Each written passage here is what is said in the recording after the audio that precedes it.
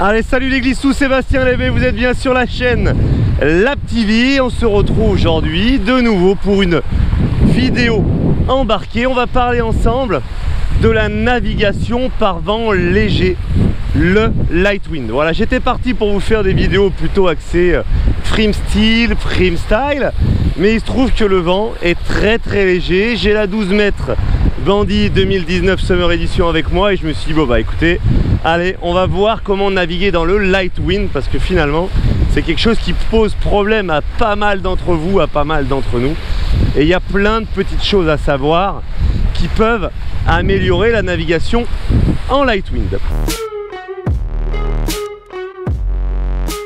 Alors la première chose, là on est en configuration vraiment classique, l'aile elle est trimée à fond, enfin là le trim voilà en position maximale, et donc par vent très léger. Déjà pour avoir un réglage un petit peu plus optimal, on va prendre un petit peu de trim juste pour avoir une aile un peu plus douce, un peu moins en tension sur les avants, et qui va donc mieux tolérer les baisses de vent. Donc ça c'est la première chose. Oui, je sais, ça peut paraître complètement pas naturel, mais il va mieux falloir être un petit peu trimé que d'être en pleine puissance. On va changer de direction, transition downloop, on le reverra dans une autre vidéo. On relance, on dévrille ses lignes, simplement on reprend sa barre et on est reparti. Alors une fois qu'on a réglé le trim, ce qu'on va voir maintenant c'est la planche. Donc je vais vous baisser la caméra vers la planche. Voilà, normalement vous voyez la planche. Donc quand on est sur du vent léger, on va pas être en permanence sur la carre comme ça à résister à sa planche. On va optimiser les mouvements et on va simplement relâcher la tension sur les moments de molle, donc remettre la planche un petit peu à plat. Et il va mieux valoir rester au travers sur les moments de molle que de vouloir absolument remonter au vent et de s'arrêter. Si vous mettez à plat les moments où ça ralentit, vous projetez moins d'eau, vous freinez moins la planche, vous perdez moins de terrain. Et quand vous sentez que vous avez une petite risée, là vous pouvez reprendre de l'appui et regagner du terrain et finalement remonter au vent. Alors que si vous êtes tout le temps en appui sur la carre arrière, en résistance avec votre kite, eh bien qu'est-ce qui se passe? Vous allez au bout d'un moment vous arrêter, perdre du terrain, et là une fois que le terrain est perdu, eh bien il est perdu et il faut remonter à pied, voire à la nage quand on est sur un spot d'eau profonde.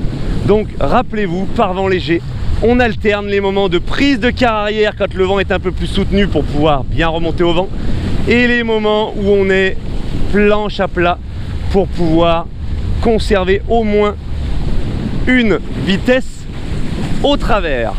Je remets la caméra en mode classique et on va virer en downloop. On relâche, je laisse remonter la kite et je le relance. Maintenant qu'on a vu la planche, qu'on a vu le trim, on va regarder ce qui se passe au niveau de la barre. Donc je vais rebaisser un petit peu la caméra pour que vous voyez, être sûr que vous voyez bien la barre. Et donc, ce qui va être très important, c'est de ne jamais être trop bordé ni trop choqué. Par contre, ce que vous allez essayer de faire, c'est toujours en souplesse et d'accompagner votre kite dans ses mouvements.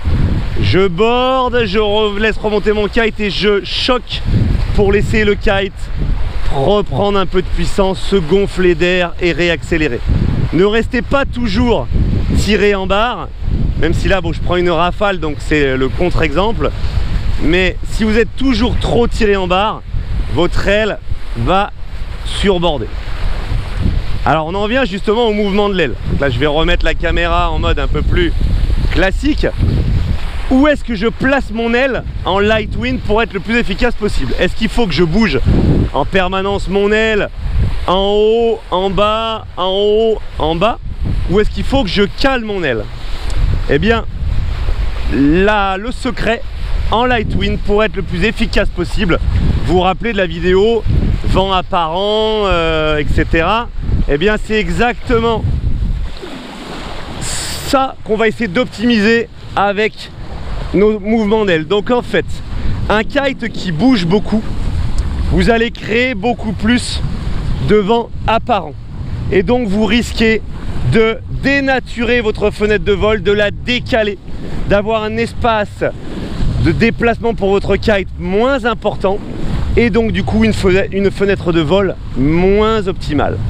Donc par vent léger, on va essayer de bouger l'aile seulement quand il y a besoin, vraiment quand on n'a pas à la bouger, on ne la bouge pas, et on va essayer d'exploiter le haut de fenêtre. Vous voyez là, vous avez midi, je suis entre midi et 1h et j'essaye de rester, et quand j'ai besoin, je replonge, je reviens chercher au zénith, je viens faire 1 ou 2 relances, je pense à mettre ma planche à plat à ce moment-là, et je replace mon aile si possible en haut de fenêtre. De cette manière-là, je crée un minimum de vent apparent. J'ai donc une fenêtre de vol qui est optimale pour remonter au vent. Et vous le voyez, l'angle que je suis capable de prendre par rapport à la plage. Donc là, je filme la plage et on voit l'angle que je prends par rapport à la plage. Il est bien plus marqué que si je me mets à bouger le kite. On le voit tout de suite, dès que je me mets à accélérer, je crée du vent apparent et je perds cet angle. Dès que je cale mon aile, je reprends tout de suite de l'angle sur la plage. Donc bien entendu, vous l'avez compris, par vent léger, le nerf de la guerre, c'est d'être capable de ne pas perdre de terrain, voire d'en gagner malgré les baisses de vent, malgré les petites rafales de temps en temps. Donc c'est pour ça qu'il va falloir essayer de maîtriser sa vitesse, de caler son aile en haut de fenêtre. Donc là voilà, je suis bien calé et j'ai une bonne remontée au vent. Qu'est-ce qu'on peut rajouter d'autre? On peut rajouter de rester souple sur les bras, et on peut rajouter en cas de grosse molle le fait d'aller chercher un peu après le zénith de la puissance. Donc là je manque vraiment de puissance, je remonte, je passe un peu après le zénith pour créer de la verticale et je relance pour créer de la pression horizontale. Du coup, le fait de passer le zénith m'a permis de regagner un peu de traction verticale, de soulager mon corps sur l'eau, de le sortir de l'eau, et dans un second temps de relancer mon kite et de reprendre de la vitesse. Voilà, bah écoutez, c'était un petit passage sur le vent léger. Là ça remonte un petit peu, donc écoutez, on va pouvoir être un peu plus tonique en barre et on va pouvoir passer à une autre vidéo.